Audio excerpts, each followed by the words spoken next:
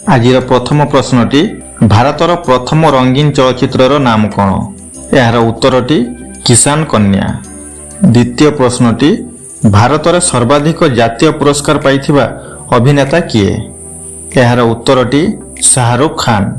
आजिर तृतीय प्रश्नटी AR. Rahman Oscar पुरस्कार पाई केते थर मनोनीत होइछन्ति? यार उत्तरटी 2 थर। आजिर परवर्ती प्रश्नटी लगान चलचित्रर लेखक किए? यार उत्तरटी आशुतोष ग्वारिकर। आजिर परवर्ती प्रश्नटी भारतर प्रथम 3D चलचित्रर नाम कौन?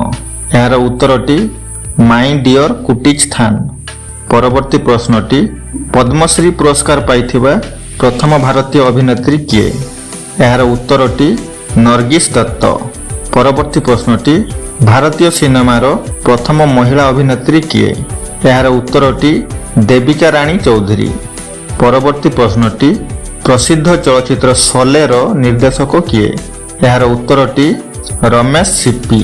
आजिर परवर्ती प्रश्नटी जातीय पुरस्कार पाइथिबा प्रथम हिंदी चलचित्रर नाम कौन? यार उत्तरटी मिर्जा गलीब।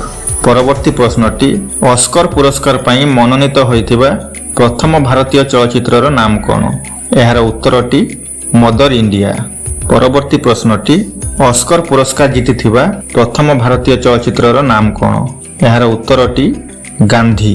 परवर्ती प्रश्नटी ऑस्कर पुरस्कार जीतिथिबा प्रथम भारतीय अभिनेता किए? यार उत्तरटी भानु अथया। परवर्ती प्रश्नटी भारतीय सिनेमार जनक भावे किए जनाशुआ? यार उत्तरटी धुंडीराज गोविंद फाल्के। परवर्ती प्रश्नटी सर्वाधिक आय करिथिबा भारतीय चलचित्रर नाम कौन? यार उत्तरटी दंगल।